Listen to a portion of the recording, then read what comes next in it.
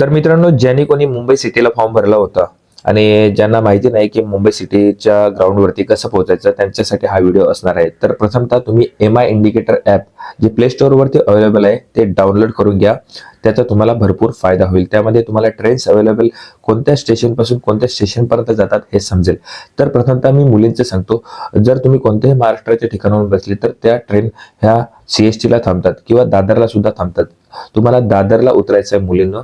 जर तुम्हाला CST ला थांबा असेल शेवटचा, तर तुम्ही CST ला उतरा. कल्याणला उतरू नका, घाटकोपरला उतरू नका. तुम्हाला दादर किंवा CST हे जवळ पडेल. CST वरून तुम्ही रिटर्न मारू शकता दादरला ट्रेन, आणि दादरवरून फक्त 5 मिनिटं बसने किंवा चालत 1 किलोमीटर आहे, 15 मिनिटं लागतात. तुम्ही बस नंबर 64, बस नंबर 216, 217 आणि 218 या नायगाव पोलीस कॅम्प येथे जातात.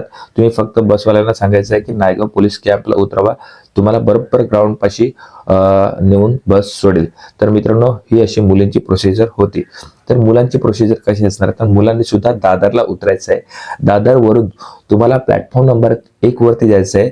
तिथे अंधेरी स्लो लोकल असतात. स्लो लोकलमध्ये गर्दी कमी असते म्हणून तुम्हाला स्लो लोकल प्रिफर केली. अंधेरीला उतरायचं आहे आणि अंधेरीवरून सुद्धा तुम्हाला मेट्रो स्टेशन पकडायचं आहे. मेट्रो कोणतं, मरोळ मेट्रो नाका इथे तुम्हाला उतरायचं आहे. मरोळ नाकाला उतरायचं आहे आणि तिथून तुम्हाला उतरल्यावरती तुम्हाला रिक्षावाला तुम्हाला नेऊन सोडेल.